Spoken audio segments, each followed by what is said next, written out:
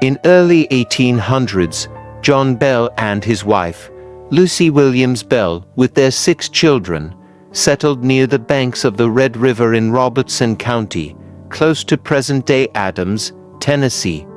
The Bells were also slave owners, and according to some accounts, it was Dean, one of the people enslaved by the Bell family, who was said to have the most encounters with the spirit. For over a decade, the Bell family had a good life in their new Tennessee home. They knew some of their neighbors from North Carolina and met families they had not known before. With the labor of enslaved people, they cleared land and began farming. 3 children were added to their flesh and bloodline, and then life changed. The first strange events began in 1817 and occurred outside the Bell house. This phenomenon transpired as John Bell was walking in a cornfield close to his home. He saw a dog unlike any he had ever seen before sitting in a corn row looking at him. Because he did not recognize the animal, he raised his gun and shot at it. He felt sure that he had hit the creature. Even so, it ran off unharmed. Not long afterward, his son Drury also saw a strange-looking creature he had not seen before. It appeared to be a turkey, but larger than any turkey he had ever seen. He ran to the house and retrieved his gun. By the time he got back to the field, the extraordinary large fowl was flying away.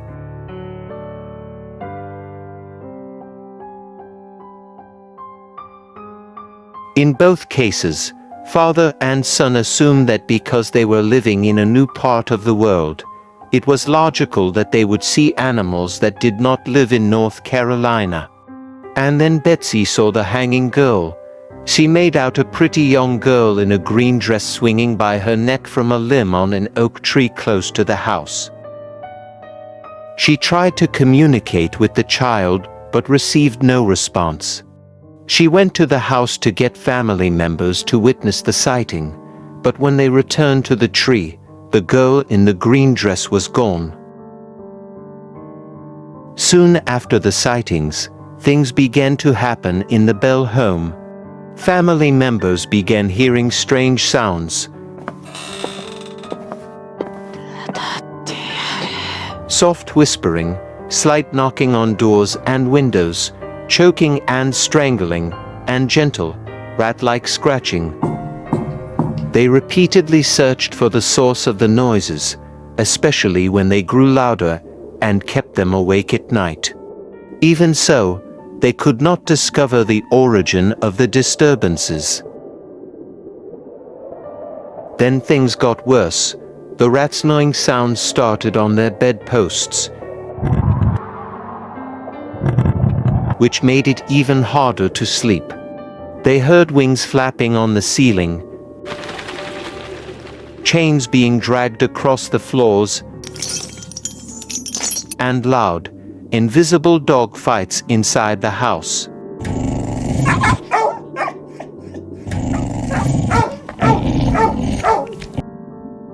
When family members finally fell asleep, their bed covers would be mysteriously pulled off each of them, especially Betsy.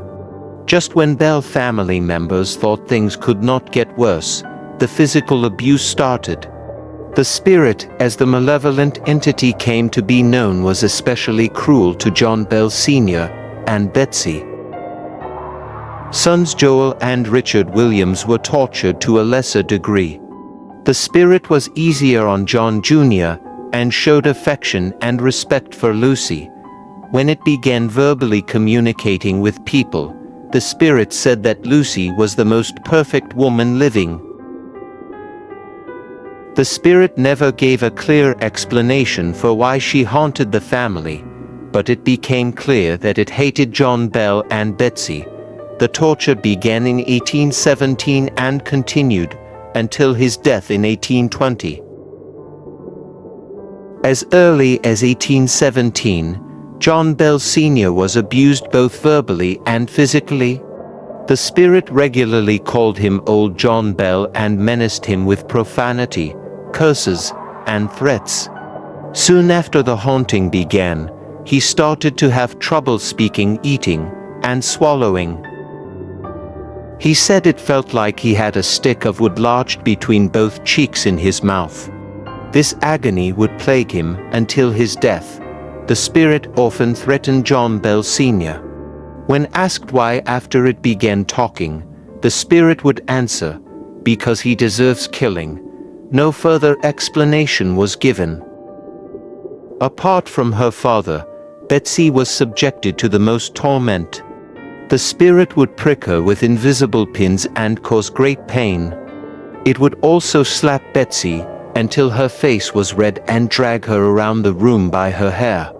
This abuse happened repeatedly. Cones would fly out of Betsy's hands and hair. The family was afraid that the spirit would kill Betsy, and so sent her to friends' houses to spend the night. Another trick the witch would play on Betsy was to untie her shoelaces and throw the shoes across the room. One night, Betsy's friend asked the entity why all the torment and its actions. The spirit responded with crude, loud laughter.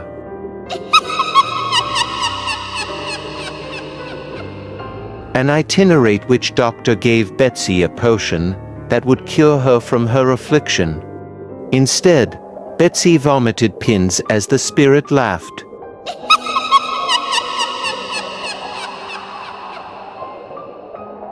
Perhaps the cruelest thing the spirit did to Betsy concerned her affection for Joshua Gardner. The Gardners were neighbors of the Bells, and Betsy and Joshua were sweethearts. When the spirit found this out, it started chanting, "Please Betsy, please, don't marry Joshua Gardner." This incantation went on for months and, out of fear, Betsy ended her relationship with Joshua. The witch did not pay much attention to Joel and Richard Williams, and only tormented them on occasion. It repeatedly pulled the covers off them, especially on cold nights and usually with a cackle.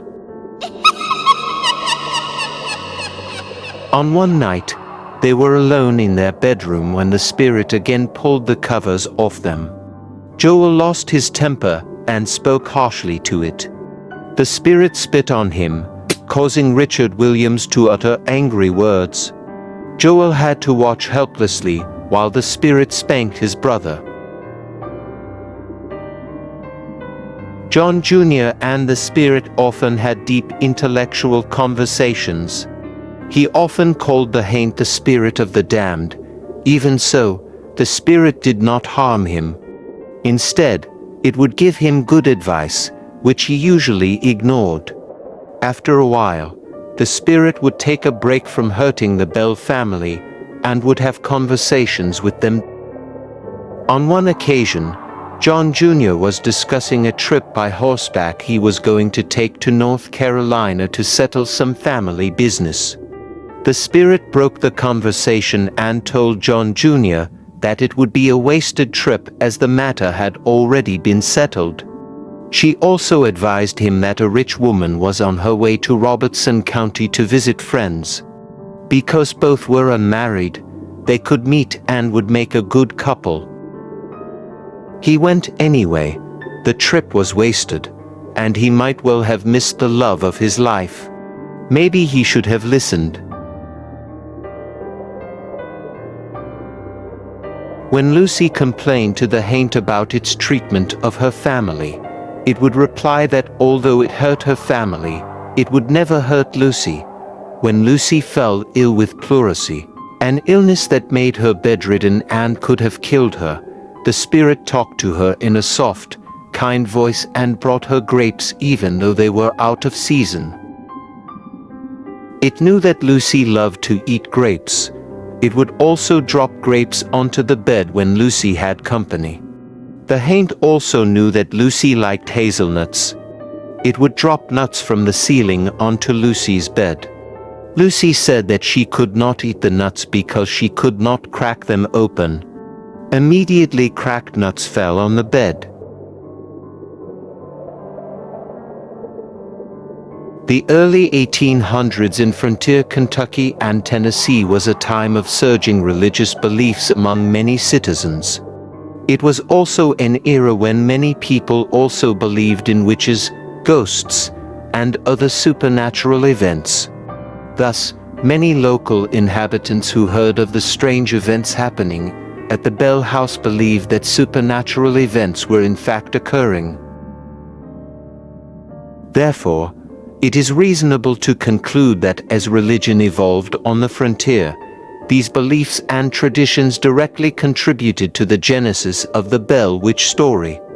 The concurrent belief in both Christianity and the Bell Witch is still prevalent in the town of Adams and Robertson County. Further research would undoubtedly reveal a symbiotic relationship between Christianity and the supernatural in other regions as well. On Halloween Day, 2006, the Nashville Tennessean published an article concerning Adams, entitled, "Christians Can Believe in Bell Witch, Town Says." The article quoted a local preacher saying, "As a Christian, we recognize angels as being messengers of God and demons being messengers from dark sources, from Satan, the devil." A prominent Robertson County citizen supplied this quote, "Certainly the Old Testament is full of encounters with spirits and oracles. And then, of course, the New Testament clearly has the discouragement of becoming involved with witchcraft and the occult." A prominent Adams resident added, "If you believe in the Bible, there are spirits walking around."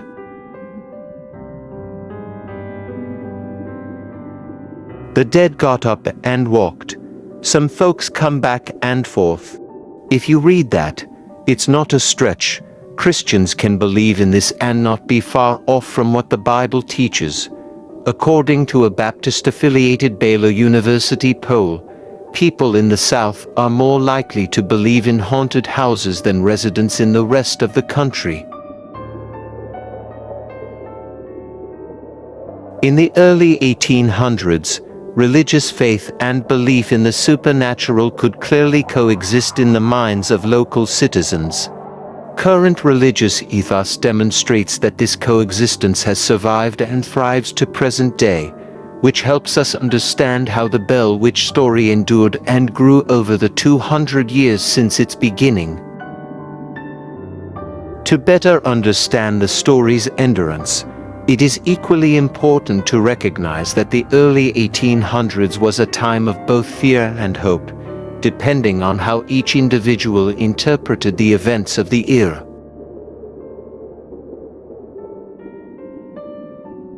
On the banks of the Red River in Robertson County lies the sleepy town of Adams, Tennessee. With its population at 624, you might think that the area often gets overlooked. However, for many decades the town has captured the attention of ghost hunters, historians, and paranormal enthusiasts from all over the world. So what are your thoughts about the Bell Witch and the torment of this family? Please feel free to comment your thoughts below. I would like to thank you for joining me here today on my channel, Enlightenment in the Darkness. Please like and subscribe to my content. Many blessings to the rest of your day.